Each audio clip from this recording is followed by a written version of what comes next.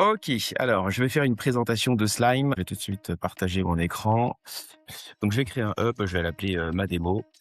Voilà, donc je vais sélectionner mon pays pour pouvoir paramétrer tout simplement le serveur parce qu'il y a des agents qui vont tourner dessus. Donc là, j'ai dit que j'étais coach. Ça va me créer automatiquement un site internet, un portail client et un CRM qui vont être entièrement pilotés par l'IA. Et donc là, je vérifie, je dis non merci, je vais utiliser la version démo simplement et donc je vais débloquer le hub. OK. Déjà, premièrement, j'arrive sur le portail client. Le portail client, c'est la fonctionnalité en fait historique de l'entreprise. Donc en fait, ça permet tout simplement d'avoir un portail. Les personnes peuvent avoir leurs petits accueils personnalisés. Elles peuvent avoir leur boîte de réception. Elles peuvent avoir une petite page de bienvenue. Donc les pages en fait fonctionnent de cette manière-là. Hop, on arrive et on a un éditeur exactement comme Notion dessus. On peut ajouter des applications. On peut mettre des choses à faire, des formulaires, des discussions, des documents directement dans les pages. C'est très maniable et on peut surtout partager par la suite la page et l'espace client à l'intérieur. Donc, par exemple, dans la boîte de réception, on va pouvoir mettre les devis des personnes, les factures, etc. Mais on peut aller beaucoup plus loin dans l'espace client. On peut créer une base de connaissances, par exemple. On va le que je regarde ma base de connaissances. Hop, suivant. Et voilà. Donc là, j'ai une base de connaissances, mais on peut aller faire, par exemple, un salon. Donc, par exemple, pour faire discuter les gens, on va l'appeler salon, on va changer l'emoji, on va se mettre, hop, un petit salon emoji. Voilà, comme ça, on va le mettre public ou alors par exemple privé. C'est-à-dire qu'on va pouvoir piloter les publics et les privés. Et on valide. Et là, automatiquement, j'ai un salon, salut, qui est approximativement de la même manière, en fait, que Slack, le fonctionnement, sur lequel il y a discussion sous discussion, on peut envoyer des images, etc. Donc là, pareil, on peut personnaliser les différents membres qui ont accès avec le QR code, etc.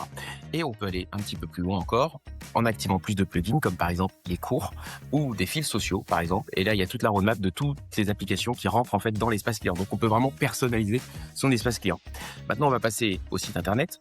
Au niveau du site internet, on arrive avec ça en fait en démonstration. C'est un site qui est préconçu en réalité avec un gestionnaire directement pour les emails parce qu'on va voir qu'on peut créer pas mal de choses. Donc là, on a accès à l'espacement, on va au site builder. Donc ça fonctionne exactement de la même manière que par exemple un framer ou autre. On peut faire des éléments qui sont personnalisés, on peut avoir des éléments interactifs, des rendez-vous, des questions fréquentes, des formulaires de contact, etc. Tout un tas de petits éléments en fait qui sont gérés derrière le CRM. On peut ajouter des éléments éditeurs, titres, des badges d'avis et autres. On peut avoir des sélections prêtes à l'emploi directement sur lesquelles voilà, on peut venir insérer des éléments et construire son site. Mais c'est pas la chose la plus intéressante, c'est que le site est directement connecté donc à son espace client. Et son espace client, on peut soit en fait le mettre en validation requise, c'est vous qui acceptez, soit en fait on le met en validation par email. On peut mettre ses mentions légales et on peut ajouter aussi, je vais retourner dans le bienvenu, on peut aussi ajouter en fait plus de fonctionnalités. Par exemple, une boutique en ligne entièrement déjà préconçu, c'est comme un Shopify, un blog entièrement automatisé piloté par des agents IA, des contenus gratuits pour faire ce qu'on appelle des lead magnets par exemple, vous avez déjà certainement vu ça, des avis consommateurs, par exemple, qu'on peut référencer ou des pages personnalisées qui sont conception de site traditionnelle. Là, on peut choisir par exemple son environnement si on a envie et puis on va aller voir son site internet. Donc là, par exemple, c'est le module d'avis. Ça permet d'aller récupérer des avis sur Trustpilot et autres, mais y compris faire des avis vidéo. Donc par exemple, moi, je vais commencer un enregistrement. J'espère que ça va pas planter avec la caméra. Voilà, je suis là. Je vais commencer l'enregistrement. Bonjour, c'est un avis consommateur. Je fais arrêter. Je vais soumettre l'avis. Et là, automatiquement, l'avis, il est disponible sur le site. Donc, ce qui permet de capter des avis vidéo. La fonctionnalité ressources gratuites, ce sont des ressources en fait qu'on met pour pouvoir télécharger, par exemple, mon guide yoga. Je vais mettre mon guide yoga. C'était un guide qui, par exemple, valait 19 euros. Je l'offre gratuitement. Et en fait, automatiquement, ça me crée une landing page et sur lequel je vais pouvoir modifier donc la page de présentation et la page de livraison. Et je vais pouvoir donner accès à l'espacement, donner des contenus en fait à l'intérieur. Par exemple, si je veux livrer des documents ou mettre un support ou capter plus de choses, texte, téléphone, etc. Personnaliser le formulaire pour accéder en fait à ce contenu gratuit. Donc ça, c'est la fonctionnalité contenu gratuit. Ensuite, on a la fonctionnalité boutique. La fonctionnalité boutique, il n'y a pas besoin en fait d'aucun prestataire, tout est déjà connecté. On va mettre par exemple mon vélo. Et je vais mettre par exemple un prix. Mon vélo, il est à 100 euros en paiement unique, en paiement mensuel ou annuel. Je peux autoriser des quantités pour les acheter. Et là, automatiquement, mon produit est créé exactement de la même manière que le gratuit. Et je n'ai rien à paramétrer. Tout a été fait. Voilà, je peux directement acheter mon produit si j'ai envie. Je peux acheter en tant qu'entreprise ou je peux acheter en tant que particulier et je fais continuer. Et là, je vais tout de suite me retrouver en fait avec un moteur de paiement.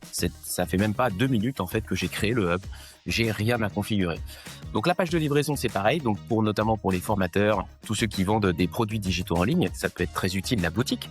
Et ensuite, il y a le blog. Le blog, là, il fonctionne d'une manière très particulière, puisqu'il y a un générateur d'articles. Il y a tout. Alors, on peut ajouter des articles comme on souhaite, from scratch, mais on peut aussi créer des articles avec l'assistant IA. Mais le meilleur, c'est le générateur d'articles. Et on va le voir après, toute l'intelligence artificielle qui tourne derrière le logiciel. Donc là, on explique ce que c'est que le blog studio. Donc, vous allez avoir des suggestions d'articles, vous allez avoir des brouillons et vous allez avoir des calendriers. Si vous pouvez ajouter des idées, par exemple, automatiquement, ça va venir rechercher sur le web et ça va venir vous suggérer des articles. Donc, ça, c'est le blog. Le générateur d'articles, c'est ce qu'on a vu. On peut ajouter donc des sources, y compris paramètres des sources. J'avais oublié ça, c'est quand même assez important. Par exemple, si je vais voir, par exemple, Yann Lequin, le blog de Yann Lequin. Voilà, je vais prendre le blog et je vais dire, moi, j'aime beaucoup en fait ce qu'il fait.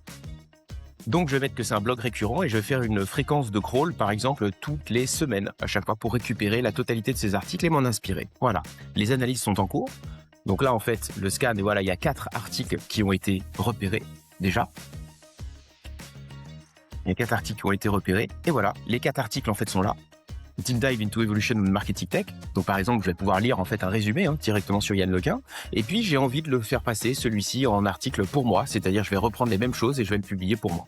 Je vais activer. Et là, à ce moment-là, ça va automatiquement rédiger l'article, faire appel à des skills qu'on va aller voir juste après. Et donc, ça va me publier automatiquement. Donc là, à chaque fois que je vais arriver sur mon blog, maintenant, le crawl va faire toutes les semaines, en fait, sur ce blog pour me repérer toujours des articles qui pourraient être pertinents par rapport à mon commerce. Donc ça, c'est c'est la partie site internet. Elle est assez profonde, le portail client. Et maintenant, on arrive en fait au cœur du système qui gère tout ça. C'est le CRM avec l'intelligence artificielle qui est au milieu. Donc là, au niveau du CRM, le choix a été sur l'efficience en fait de gérer en fait un CRM et une base client.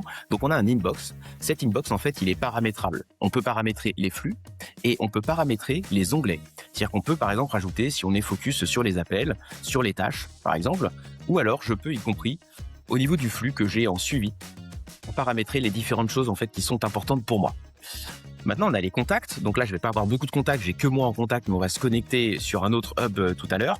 J'ai mon calendrier que je peux connecter à Google Calendrier et c'est là où je peux tout créer. C'est-à-dire, je peux créer des événements pour mon entreprise. Je peux créer des réunions qui vont être dispatchées à travers mes commerciaux. Donc, j'ai Inbox, les contacts, calendrier et un système de gestion de tâches personnelles. Et en fait, tout à l'heure, on est allé visiter en fait le produit vélo. Et bien là, ça m'a automatiquement créé une opportunité sur mon CRM.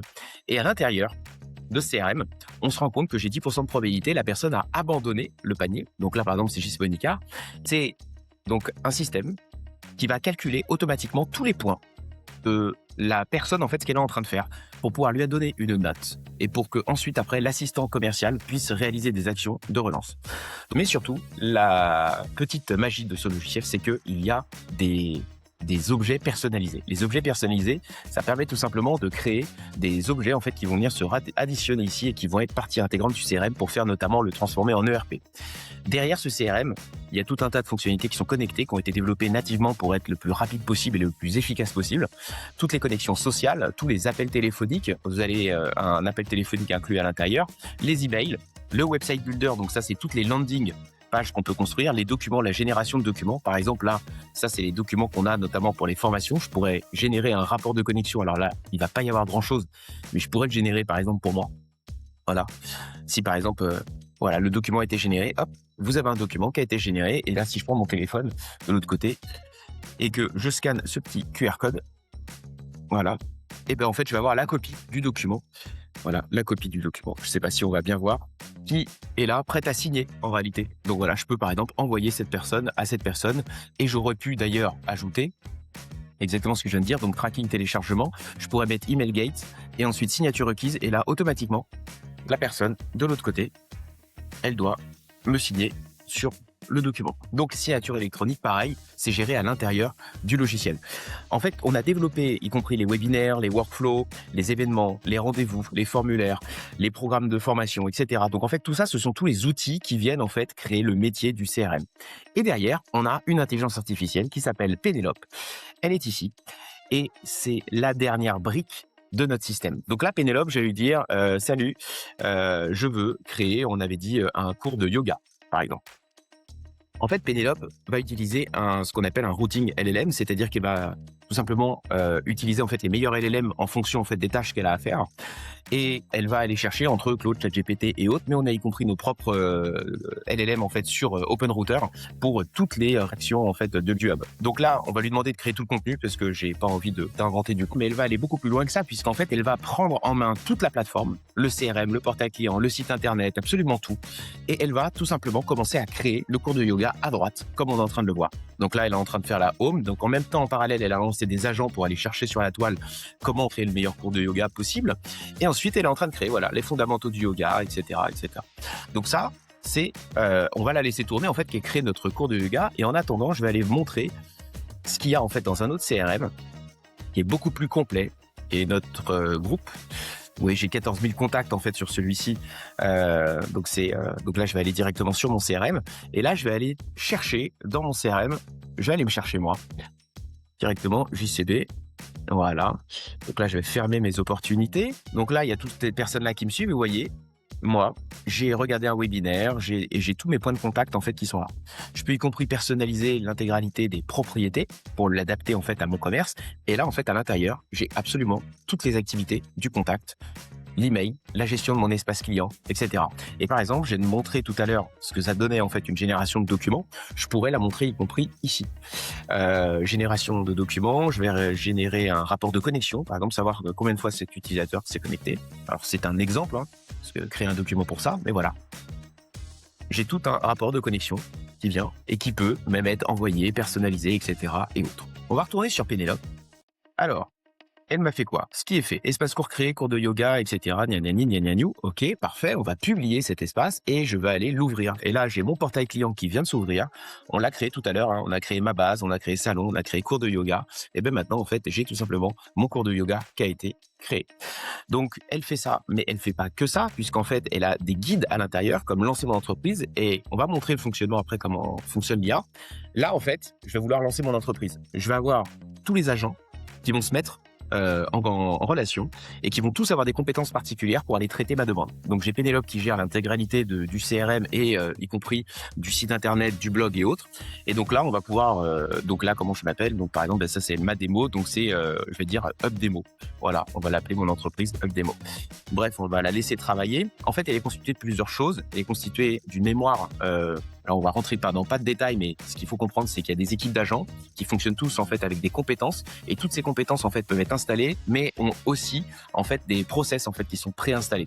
Donc ce qui fait qu'il n'y a aucun paramétrage. Et il y a ce qu'on appelle mon entreprise, donc qui est toute la fiche et la cartographie d'entreprise, mon équipe, les problèmes, les cibles, etc.